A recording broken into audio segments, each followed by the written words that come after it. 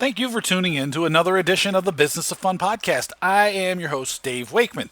Today's episode is brought to you by my friends at Booking Protect, the global leaders in refund protection. Any listing, any sector, anywhere, Booking Protect has you covered with the world's most comprehensive refund protection product. To find out how you and your organization can partner with Booking Protect to deliver a world-class customer service experience, more customization in their purchases, and for you and your organization create a brand new stream of revenue, visit www.bookingprotect.com. Once again, that's www.bookingprotect.com, the global leaders in refund protection.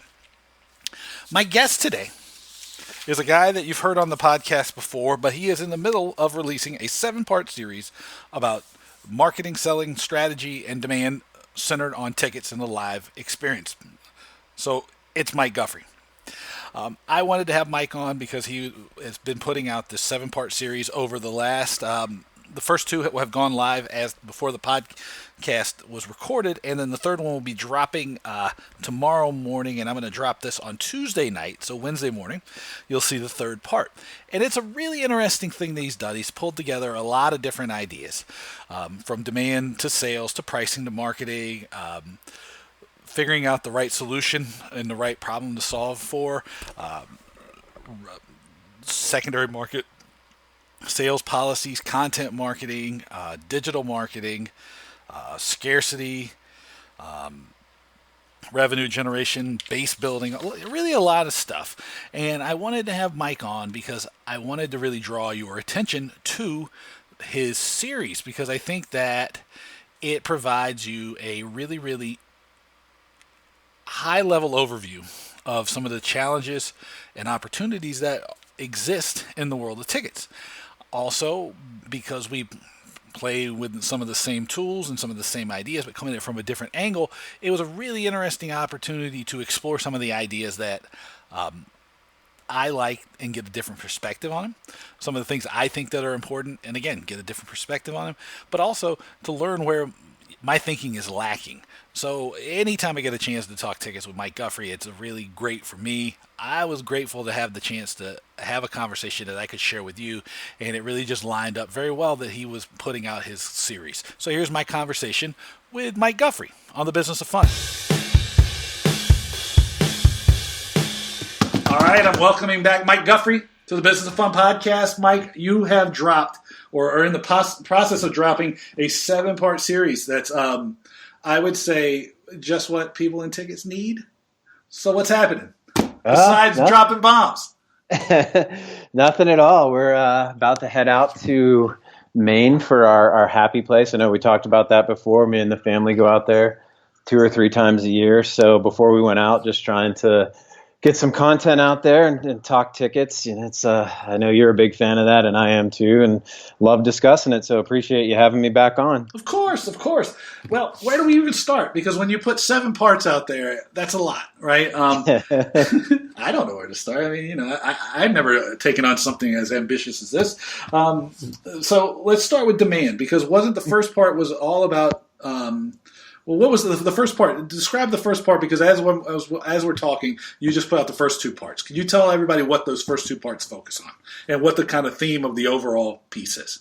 Mm-hmm. Sure, yeah. Well, what I tried to do was put the articles not necessarily in order of importance, but almost if you're building out a strategy for a season. Obviously the seasons for different teams don't match up fiscally in the fiscal year, so just trying to look at it, if you were going to start out, what would be the most important in terms of, starting early and then needing those solutions before getting to the next solutions. And so the first one we did, scarcity and pricing strategy. And that was, to simplify it, at least to start off on the description, is really that we have too many tickets available to start the season.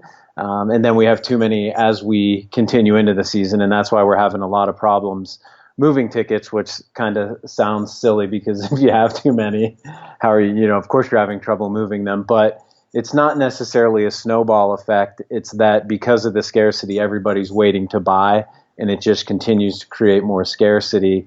And then the second one we dropped was stop creating solutions for the wrong problems. And a lot of that I put in the article was more I don't think a lot of the ideas that we have are bad. I just think some of them are for the wrong problems. They're not bad solutions in terms of picking up some market share. They're just not solving problems that we have out there. And then we kind of move into content. You'll see marketing for resale strategy, and then eventually into some non-revenue shared and some real world examples. So, yeah, the one, and I really like the idea of solving the wrong problem with the right solution, because one of the key skills, or one of the key things that I bring, or I like to think I bring to people, is the idea of helping them clarify what the real problem is. And I know that when I do look at the world of tickets, be that in sports or concerts or any of these places, that's where I try to find. I try to start my conversation with myself is like, what's the root cause of this? Because I know right now, I goof on a lot. Let me be honest. But part of it is because we have a attendance problem, right? That's clear as day. And so the only the only tools that everybody seems to have or want to use is discounts and giveaways, right? And those are discounts that, are awful. I mean, I'm not going to belabor that. I've belabored it probably more than anybody except for Troy Kirby around. I mean, I think that we would be the two people you'd hold up as being like, discounts destroyed, discounts are awful, you're an idiot if you discount, right? Well, I think we've covered all those. But what it speaks to me, and this highlights your idea, is you're not looking at the problem the right way, because if you're having to discount and you're only able to get people on giveaways and special occasions and doing all these things, it's a demand problem, right? And a demand problem means it's a marketing problem. A marketing problem means that there's a breakdown somewhere in probably the three essential questions that I think there are, which is, what's the value we offer? Who is the buyer that's going to be paying for this or willing to pay for this? And how do you reach them? Sure. And what I like about the series, because I've seen all 7 parts, spoiler alert, it's awesome, read it, is that you do cover it, you do dig in. The marketing is a significant challenge. And I want to ask you about, some of the ways, beginning with a strategy, high level strategy, how we can start working on solving that marketing problem. I mean, that's the good question. You brought up a good point where you say we have a demand problem, which is related to marketing, and you could kind of take a look at it and move backwards, solving the problem from looking where we have it and moving backwards and seeing, okay, which steps are we missing? And the irony is we have a demand problem for tickets, but we don't have a demand problem in sports. And I'll be, when we're recording this, as you mentioned, I've put 2 out. The third one's coming tomorrow, which will be a few weeks ago, as people are listening to this. No, this is going to go up. This is going to go up today, so they'll be able to read the third part probably at the same time they're listening to this. Perfect. I did not know that. Well, so that's awesome. This is a nice thing. I'm here for you, Mike. I appreciate that. So then, everyone, ignore what I just said. Tomorrow, Article 3 comes out, and it's about content is your friend and the demand. And you put it in fantastically, is we have a demand problem, but that's really a marketing problem. And so it's a research piece that I did, not too in depth, but a lot of data in there. Basically, there is demand. There's a lot of misconceptions about millennials or Generation Z, that they're not interested in sports, they're not interested in attending live events. And I have data in there that says that's completely wrong. This generation spends a ton more on experiences than. I was going to say, doesn't the data say exactly the opposite? They actually have more. At 100%. They have tons more. They spend more on experiences, and they engage more, including in sports.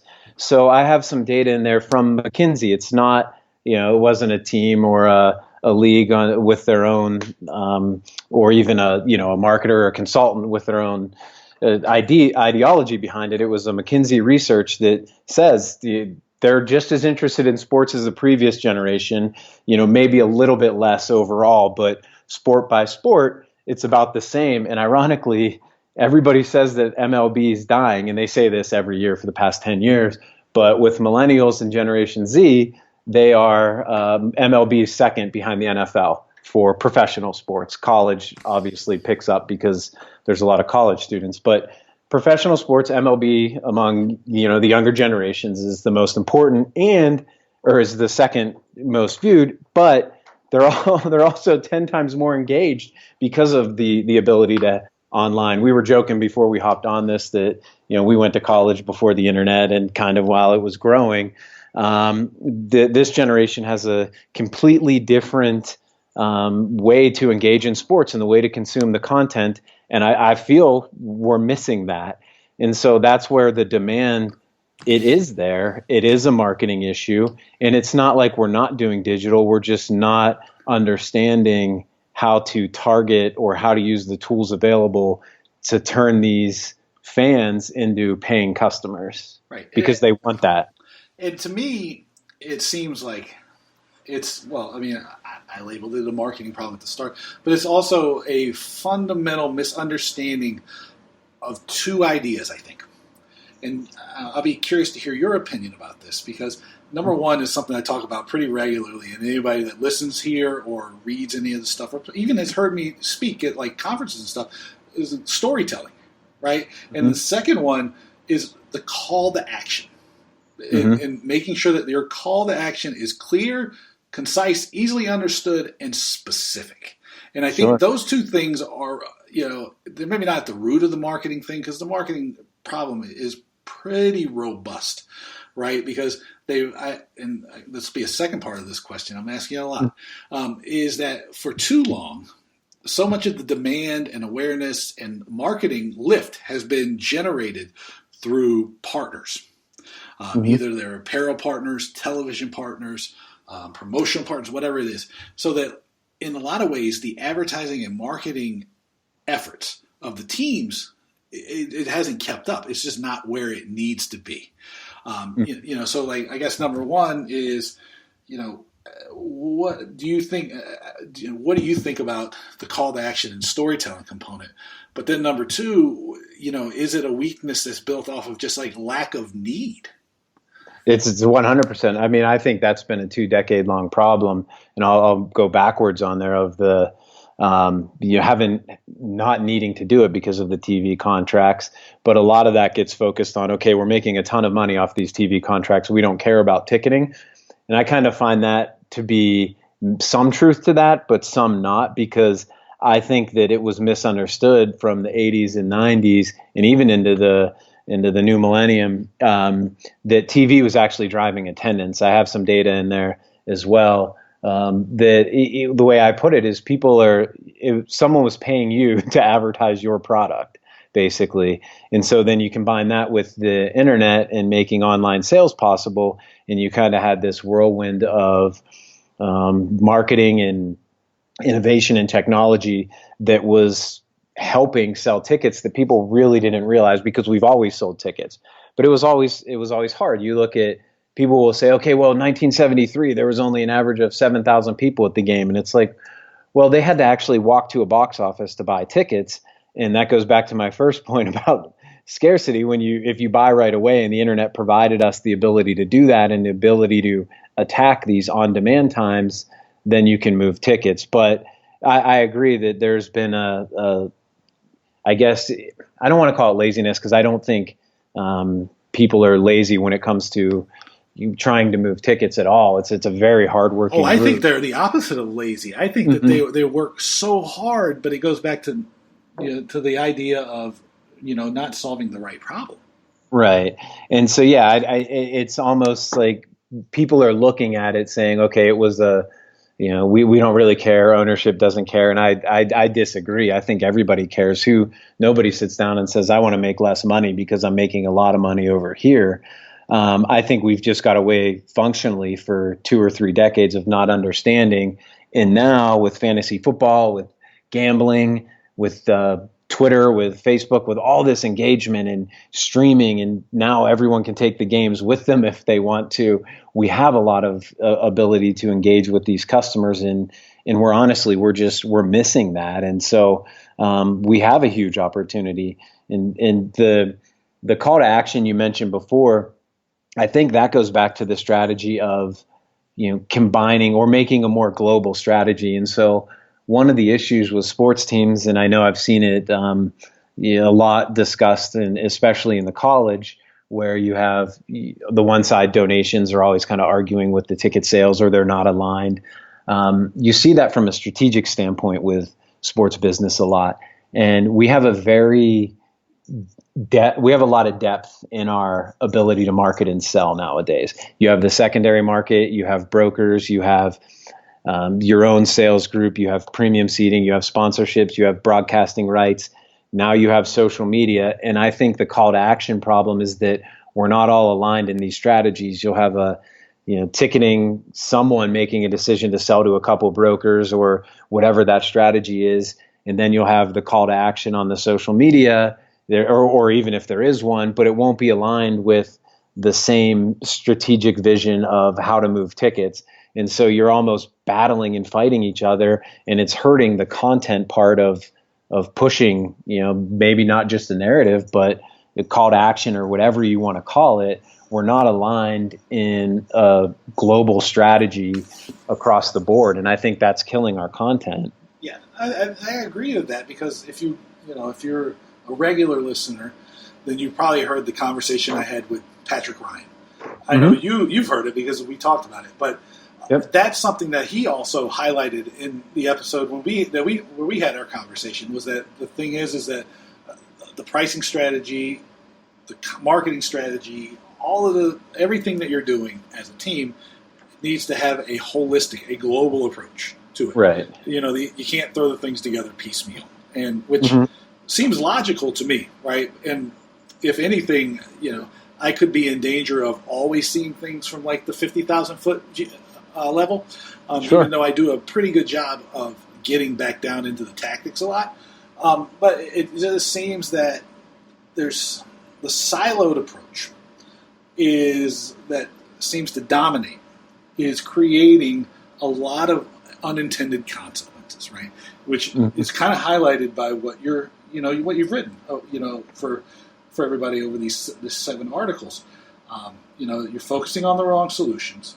Your resale policies are, and sometimes they're consistent and they're well thought out. Other places they're completely like throw some spaghetti at the wall, right? Your pricing is all over the place, right? Like I can't count. I lost count of how many people have told me, "Oh, we don't try to be competitive with brokers." When I go, "You're lying to me," and that happens a lot. Or you start out there, and then you realize that like just because a broker is putting a ticket up there at a extremely inflated price, it doesn't mean people are buying at that price. And the truth is, I know as much data as people are sharing, they're not really always sharing the accurate price point data that they're getting, because it's not in anybody's best interest to say, "Oh, these tickets sold for like $5." The same way it's not in anybody's the broker's best interest, or the platform like StubHub or Vivid or any of those best interest to tell you, "Oh yeah, these premium seats behind the home plate that are $400 face value are selling for $700 in these instances, or $800." So you got to understand there's a certain amount of fudging on the pricing, right? Sure. And so then your sales process is screwed up because you've only got certain buttons that you're either able to or willing to push, right? And so the demand's all broken. It's like this whole thing. How do you, as somebody who has been on both the primary side and secondary side, much like me, how would you, if you were in control today, and somebody asked you to redesign the demand generation process, where would you start to try to take a global viewpoint of this? I think it's honestly, that's probably the most important question we have in ticketing today. And I'm getting better at interviewing, Mike. Come on. But it is. It's the first part is simple. Is we touched on it, where you have to have this global strategy. And so the generic answer is, but on top of that, you have to have a global strategy per team. And it is one of the frustrating things, and I touch on it in a few of the different articles, is that we've become a copycat industry. And I can tell you right now, I've worked for, when I was at the Penguins, I was there. I started the year after Lemieux retired, and then I was there through bankruptcy, and we had the worst team in the league for 3 years. And I was there when the ping pong ball came in Sidney Crosby's favor, or in our favor, to draft Crosby. And then we got a new arena. I was at American Airlines Center in the two worst, I guess, seasons in the building's history. They had been very successful teams and neither made the playoffs my first year there. The next year they bounced back and made the playoffs. And then I was on the secondary side. And what you're noticing is that there's no way you can compare even with one team, say, taken in 3-year chunks, because obviously it's hard to change your strategy every year. But you can't strategize the same for these different situations. And whether it's team performance, whether it's market size or market share, whether it's competition in the market, or whether it's New York versus Pittsburgh, which, Pittsburgh was successful when I was there. We won a Stanley Cup and we had a new building on the horizon, but we still couldn't touch the Rangers or Madison Square Garden prices. We didn't get the same amount of concerts that they got. And so, the premium seating prices was different. So the first thing you have to sit down and just realize that you can't go and be part of the copycat industry. Each strategy has to be different. And then when you drill down, you have to align your strategy of whether it's brokers, whether it's selling online yourself, whether it's your pricing to season ticket holders. It has to be aligned and you have to be consistent. And that's where we're missing it. One of the things you see, and I touch on the different ways you can manage your broker strategy. The first thing you need to do is allow your season ticket holders to resell without being upset that they might make a few bucks. That is the biggest problem in the industry right now, because every time we see a resale, it's like, that doesn't have to be a broker. You have to understand that. You have to build that into your strategy, because nobody wants to go to 43 hockey games and nobody wants to go to 81 baseball games, but you do have fans willing to pay. And this even goes into the playoffs, where you're not going to get someone who's, has a family of 4 that even if they make a couple $100,000 a year, they're not happy writing you a $12,000 check.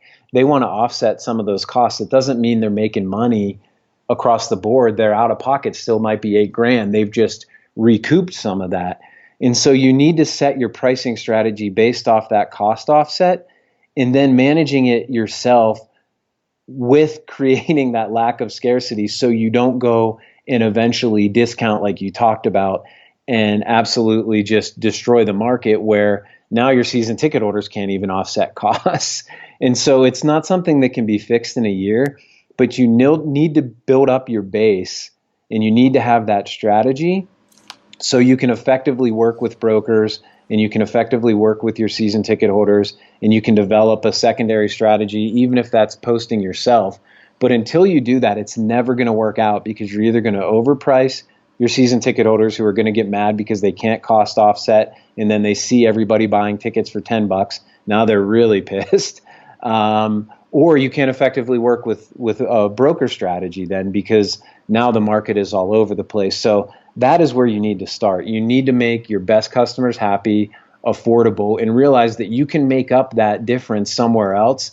And don't have FOMO. It's okay that they made money back, because 99% of them didn't profit. They just made more. They just offset their costs a little bit. They didn't profit on their whole spend, which is what gets missed. Yeah, no, it's great. And you talked about something that I'm curious about, and I want to ask you about. I'm not sure. I don't think we've ever talked about what I'm going to ask you, which is, you talked about building a customer base, right? Mm-hmm. And then you've talked about content marketing here, and you've talked about having a global strategy. And I know that I beat the drum quite often for building, creating, and using assets that you own and that you control. I know that baseball has BAM. They have a technology platform of their very own.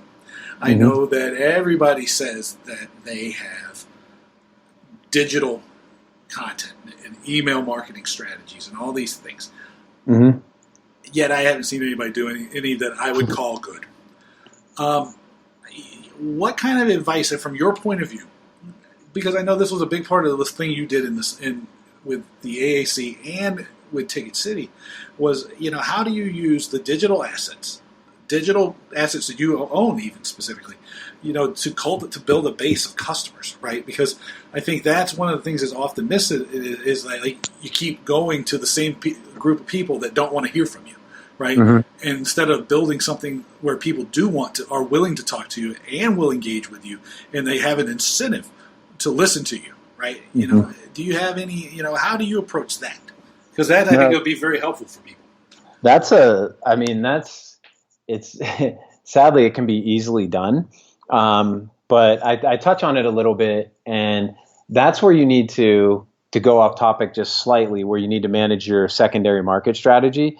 And you need to realize that if you realize the secondary market is handling a ton of we'll call it the pay-per-click SEO ticket marketing for you, at no cost to you. They're spending hundreds of millions of dollars to attack those online profiles to sell tickets.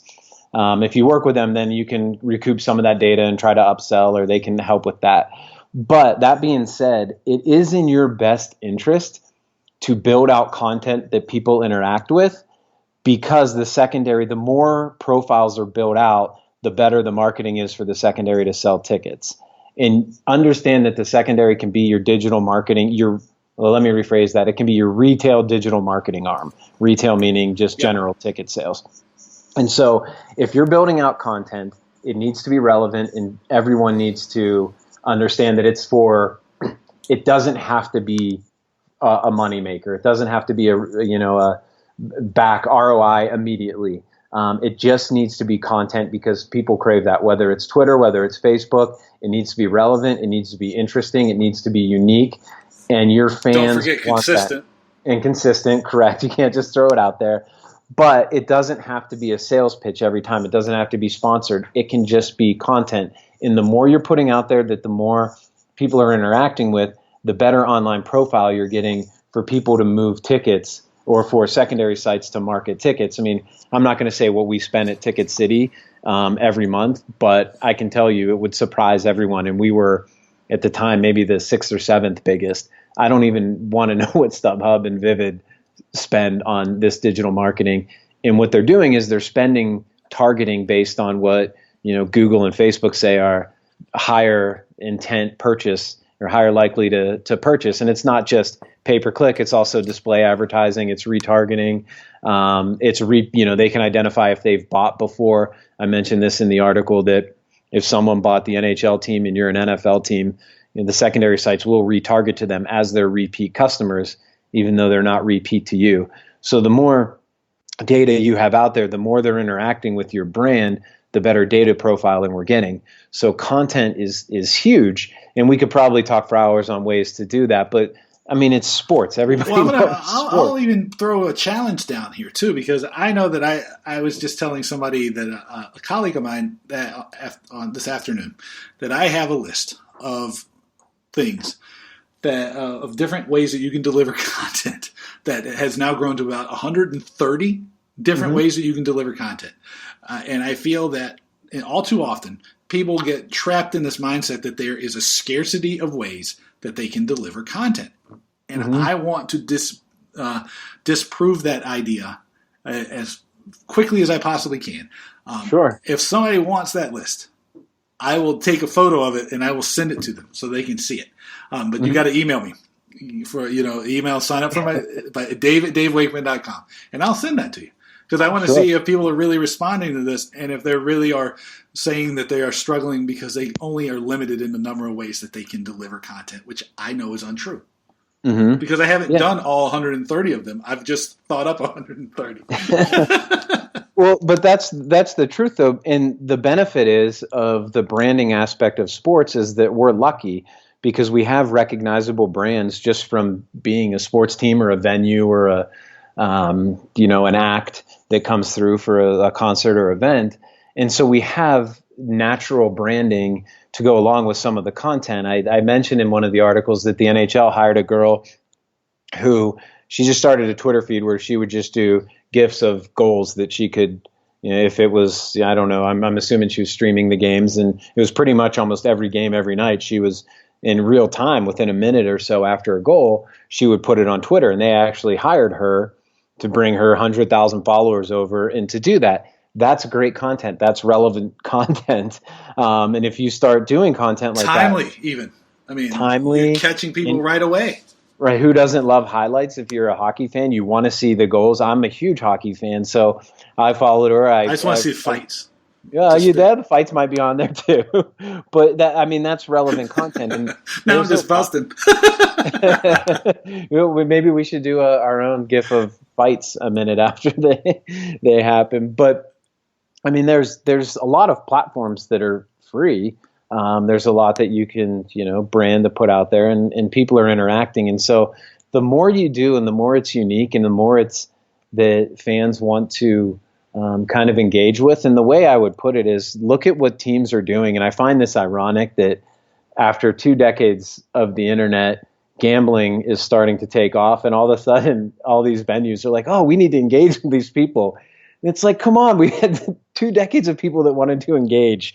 Gambling is great for the teams, and it keeps people interested, but that's nothing more, in theory, the way we're handling it, than content, just like fantasy. It's another sugar high, right? And it'll work for a while, but it's not something that you've had an intentional contribution to. Right. But the way they're handling it now is the way we should have been handling digital content for 2 decades. We should be embracing it. The fantasy football, the various ways that folks are interacting. I think I have a statistic that it's something like you're almost 70% more likely to use Twitter if you're to enhance watching a game. And so you have 60% of people that are watching a game, or 70%, are more likely to interact with this platform. And if you're not really doing a lot, then, engaging on Twitter with content that people want, other than just, hey, this happened this game, but really relevant long-term content, you can use that in the similar way that you want to use gambling, which I think the difference is, with gambling, people see an immediate ROI, so it changes their mindset. Sure. And let me point out a different number, and I believe I might have the number exactly wrong, but no matter what, if I'm off a little bit on it, the number's still huge. So I had Stephen Glicken on. I don't know if you know Stephen, but he's started a thing called Project Admission, and he talked about the opportunity in global tickets of unsold seats now. I think he said 57 billion. It might have been 20. There's somewhere in 27, maybe 27 billion is the size of the global industry. I think it was 56 or 57 billion dollars. That's way more than like gambling will ever bring in. So the thing is like, by creating content, and telling the story better, focusing on some of these like really common sense, like straightforward idea, sales and marketing and branding tools, the return on investment would be tremendous, right? I mean, sure. I'll point to another example, right? And I'll be here. I'm curious. I don't know if you've heard Jacob Lawson, who's from FC Copenhagen, when he was on, but he was talking about using digital tools. And I know you have a tremendous background and have used these things to great effect. But he was talking about some campaigns that he did with FC Copenhagen, and where, like, for ticket sales, they would return for every dollar you spent on Facebook ads, which return 10. Right, which is great. Like, if somebody can get you that, you should just run and just give them wide open, do it. But on merchandise, it was 17 to 1. So like some of this stuff that you're describing has not just like a little bit of ROI behind it. It's like for a minimal investment, you're talking about exponential growth. Sure. And from your point of view, especially on the ticket selling side, what kind of action steps can we give people to help them put some meat on the bones to this idea? Some of the things that we're talking about generating demand, building content, targeting people effectively. Yeah, I think the biggest thing is to understand the data. One of the misconceptions you see a lot in sports or in event ticketing when it comes to ticket sales is that, we look a lot at demographic data. We pull these lists, or we do lookalike audiences, and a lot of it is based off of demographic data. And so you're not really getting a snapshot. It's why Google makes so much money, is Facebook makes so much money. It's effective to understand that an online profile is a lot more of a potential customer spend or interest than just your demographic, how much money you make, if you have a family. I mean, of course, if someone makes twice as much as someone else, they're more likely to be a customer, but it's not as much as you would think. Just like if someone has a family, they're more likely to buy a family pack than someone that doesn't. Well, of course, but they're actually really not that's not that good of a lead. You don't know if they're a potential customer or not. They're just more likely to buy a family pack than someone else. That doesn't make that a great data point. It's just comparing the two. And so when you look at a lot of the content, if you're going to do the call to actions like you said, or if you're looking for the direct ROI, the ticketing is a little bit more difficult unless you're going to spend the money to do the really good targeting. It makes sense that the merchandise is more of an ROI. I think you have a little bit of a broader scope. You also have a little bit more of a lot more of a, you can target just generally on Facebook because people from out of state that are fans that might have lived there might buy something. There's a little bit more natural growth there, but you have to understand the data and you have to target effectively. Just blanketly putting ads on Facebook that say we have tickets for tonight's game, or you putting it to everybody who liked your page, it's not an effective use of, those dollars where the ROI comes through. And that's where you kind of blend in with the secondary sites. And so you need to work with these, I guess Facebook's a little bit different. Google has more of a bidding aspect to it, but you need to use the data more effectively. And a lot of what I've seen is more of that generic, hey, buy tickets type of outlet. And I don't think that's effective. I think kind of managing the content and getting engagement first and building up those data profiles so you can pitch a real product to an interest instead of a demographic data point is really what we're missing. And I want to put a little bit more meat on this. And I'm asking this question to make me sound like a dumbass, but I know the answer already. But that's okay because maybe other people don't. When you're talking about using leading with content in a way that you can kind of get engagement and then you can kind of compartmentalize people out, you're talking about tagging people, right? Well, it could be tagging. It could be just general online. If someone has, Google and Facebook, yes, it's in general, it's tagging people. But there are other ways that they drive up some data points too. But it's really that combined profiling. Yeah, no, and I just wanted to highlight that because I guess what concerns me is that everybody throws around the term big data, right? And it's a great term. It sounds awesome, right? And there's a great deal of promise and opportunity if you can use data correctly. The challenge is that it's very difficult to use data well, and it's not because people aren't smart enough to do it. It's just because it's without some sort of filter. It is very difficult to know if what you're doing is the right action or a wise action or an unwise action. If the people you're targeting if it makes sense or doesn't make sense, right? And so the point I'm trying to make is, and this is the same thing. It doesn't matter if it's digital content, if it's regular marketing, sales, whatever, you'll be more effective the better you can focus your efforts. Correct. And that's the point I'm trying to lead people to. It's that, if you had no data and you all of a sudden got some data and you just blanket it, you're better off than you were before you had no data. Because you can make a better decision about what to do or not to do. But the big key in using all this data effectively, at least from my point of view, is add as much layer and as many layers and as much context to it as possible. To say that my education on this topic has hypergrowth, it would be an understatement because I've had the opportunity over the last couple months to work with a company called Activity Stream, based out of Europe.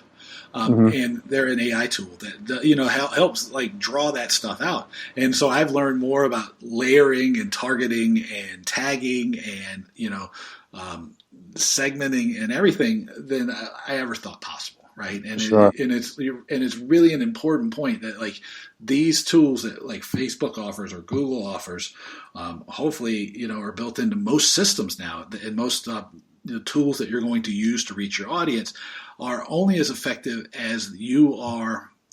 They're only as effective as you are willing to be creative in using them. And by creative, I mean, you're taking a chance, right? And this is the famous question. I probably asked you this before the last time you were on the podcast, which is don't let the data make the decisions for you. You use the data to test a hypothesis for you. Mm-hmm. At least that's my point of view. I don't know about yours. Yeah. Well, I mean, I think it's, we could go back and forth, and I think it boils down to a similar concept, right? What you're trying to get at, because my example before, if you say, well, you're saying any data, at some point, if you have no data and you have data, it's good, right? And so, yes, if I'm sending an email to someone who doesn't have kids, and I say, do you want to join the fan club? That's silly. So if I send, I talked about it earlier, the, family versus non-family, that's a good data point in terms of, yes, you should market a family plan to someone who has a family versus not. That's pretty simple. But the digital profiling can take it a deep further, meaning what if I like the Facebook page of the team that's targeting me? What if I've interacted with their community pages? What if I've searched? What if I'm searching for children's museums in the area? What if I'm doing all these kid activity types of things? Or, I mean, for me, my kid, he's really active, so we're always signing up for different groups or different sports just to try them out. That data points are all built in, and I would say, okay, this is a guy you really want to target for a family plan for sports because they're all over the board in sports and they like your page and they're a fan of your team and they've been to your games. That's a much deeper data set than just he has kids, which is where some of the data problems we've had in sports, because we don't have those digital aspects, because the secondary handles the retail side, is we are just making a better decision of, well, he has a family, so he should get that family plan marketing versus someone who's not, which is really just a guess. It's still a guess, right? Yeah. It's just a better guess. It's more educated. I mean, someone without kids isn't going to buy a family plan. So if you know that, that's a smart, or buy the kids club or something like that. And so there's many examples we can use from that, but that's how we need to build those out. And that's where we're not using the infrastructure correctly, because we're posting all this. Maybe it's generic content, but if all these folks are interacting with the page and it's about the kids club or it's about the community or it's about X, Y, and Z factors, how are we then retargeting and remarketing to those for our products that are not just retail, aka secondary, or even, I guess, primary does quite a bit of that now too, but it's more the individual tickets. So that's why we're having a hard time growing these larger plans with these specific, because we're not finding the real customers in there. We're not getting the real engagement. Everything's worked, kind of backwards where, hey, we have this demographic data. This guy looks like he's bought 3 games. He has money, which that doesn't mean anything. It just means he's better than someone who didn't buy any games. Oh, yes. I mean, it's true. It happens to me all the time because I take my son to Capitals games about, I think we have 5 games this year, and I will always get follow-up emails after the fact that are completely lacking in context or awareness of who I am. And it's frustrating because I would probably, there probably is a package that would fit me, right? And it's just a missed opportunity because then I'm just frustrated. Right. About the lack of, depth to their knowledge, because it's not like, I mean, I'm not hiding anything, right? I'm like, I'm buying the tickets, there's like always there's a time, it's like always a weekend or like an afternoon game at 90% of the time. It's 2 tickets, there's you're going to see I know you can coordinate with my social media feed, so you'll see pictures of me and my son at the game, right? Like all this stuff can be pulled. Like these are all data points that can be pulled together that can give you a richer reflection of me, right? So if you knew, I was like, hey, I know you bring your kid to the games, right? And it looks like you guys come 5 or 6 times a season. Have you ever thought about a mini pack? Like we have a create your own mini pack or something, and it would be really relevant, and I'd probably buy it, right? And they would capture all that revenue. Sure. And I belabor this because what I sort of at the core of what I do, right, is helping people understand how to create and capture opportunities. And we, have just gone through a pretty detailed listing of the ways that you need to, or can look at, should look at, and think about data, right, and digital marketing in a way that you can create a richer portrait of your customer base. This allows you to make better guesses about what's going to be reflective and meaningful to that audience, right? It's like I say very often, is like people will give you everything you need to know to sell them something if you just ask. Right. And and I want to make that point because these are missed opportunities. These are opportunities that they're staring you down, and you need to take advantage of them.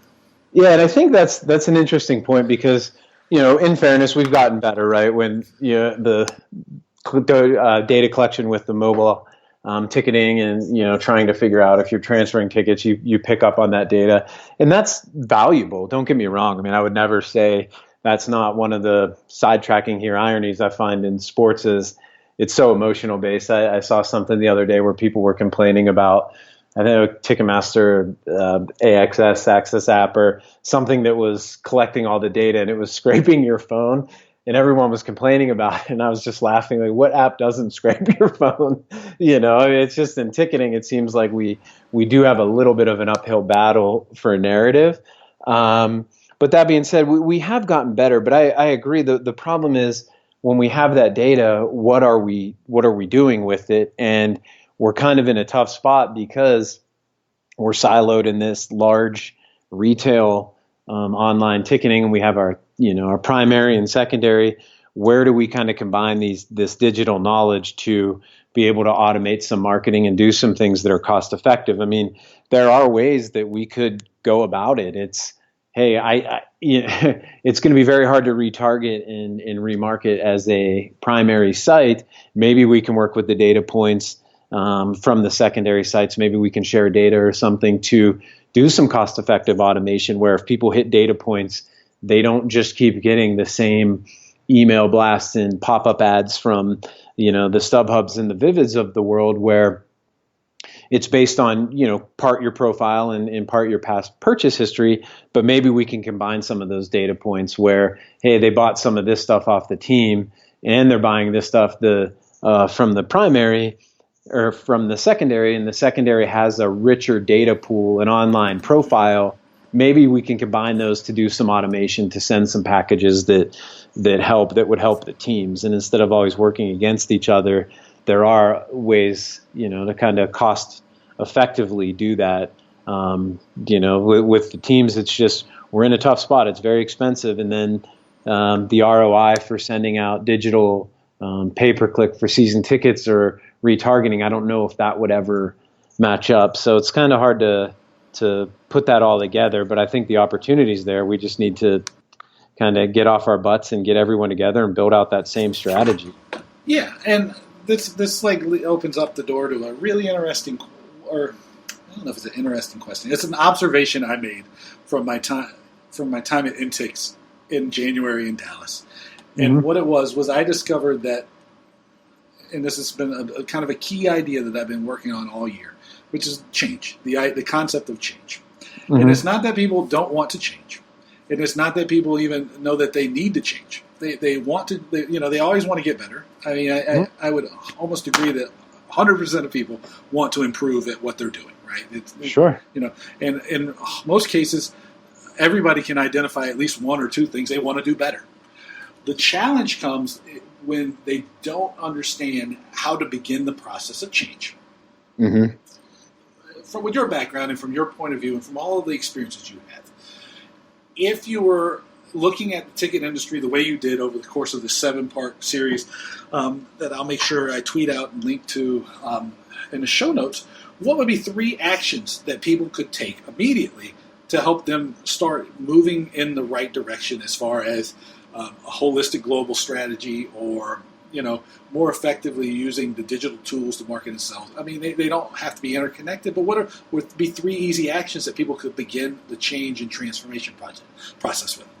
Well, I think the first is to start with the content, understanding, building out that digital profile, or the digital content marketing, which is driving those online profiles that help in other ways. I think that's where it gets missed, is that we see engagements, we see retweets, we see Facebook likes, we see how many people viewed on YouTube or visited our web pages, but we're not understanding how to drive those to create online profiles, how to use content in a better way. Just because we're not getting an ROI you do have a retail outlet that needs those. And so I think the first is kind of that content strategy that's a little bit deeper, that's understanding that people want to engage, but the type of engagement you get and the more engagement you get is helping your business in other ways. And I think that aspect gets lost. The second, and I touched on it, and I didn't actually touch on it a lot in the article because it got too deep into strategy. But I just touched on it a minute ago where I don't think we're working closely enough with the secondary sites, and I don't think we're working closely enough with whether it's brokers or consolidators or doing it ourselves to manage that process to help our business long term. We're using it as a retail outlet, which it is, which is fine. But I had touched on it with the automation and the data. There needs to be a way to bring those together for everyone to work together, whether it's data sharing, whether it's working with automation, whatever that is. But there's a lot of data beyond who actually came to the game and what you bought at the game that can drive new customers. And as teams or venues or events, we just don't really have access to that data. And that might even go for primary too. So ways to work with these retail-based sites, whether it is your primary or secondary, to see how you can pull those data together to do some automation, to do some cost-effective marketing. To send, there's nothing wrong with if someone buys 4 tickets, getting an immediate ad that says, "Hey, do you want to upgrade to a mini plan?" Or, "I know you have kids. Do you want to join the kids club?" But that's not happening because we don't have the online profiles combined. They're all separate, and so we're wasting a lot of potential upselling and we're trying to handle that from inside the sales room at the teams with some of the data, and it's just not cost effective and it's not efficient. There's automations there. And then lastly, honestly, I think the biggest thing is to take a more global look at your business. One of the things I touch on is maximize non-revenue shared seats that you have. And a lot of people don't know that concerts, non-manifested seats like suites, or even the concessions that are bought there, or the parking, that's not shared in most leagues, either part of the revenue sharing or shared with the players as part of the revenue pool. That's operating income for your ownership. So an argument can be made that there's nothing worse than a suite that sits empty for a concert, or a seat that's empty, or a parking spot that's empty, or a hot dog that's not bought at a concert event, a family show. That's where you're going to make your money as an owner, especially in arena sports and even in some of the stadiums, because you're pulling in large groups. And so I think taking a more global look at your strategy and understanding that when you build your broker strategy, don't forget about concerts and suites. Don't forget about those seats. Figure out how you can move tickets, work with the promoters. If you start there, or if when you start to build out that strategy, you just can't miss those revenue opportunities. So, just kind of recap: content to help drive other parts of your business. Don't look for that ROI, and then kind of bleed that through into using a strategy of retail with primary and secondary to move other products efficiently in automation. And then, global aspect. Look at every aspect of your business and revenue shared. Don't just worry about your team games. You have a whole list of events that are operating income for your team that were kind of getting left out a lot. Yeah. Hey, the third one, I love, because I'd say every touch point, everything you do is a marketing opportunity. At the same point, everything you do is an opportunity to enhance the experience for a customer or give people something more.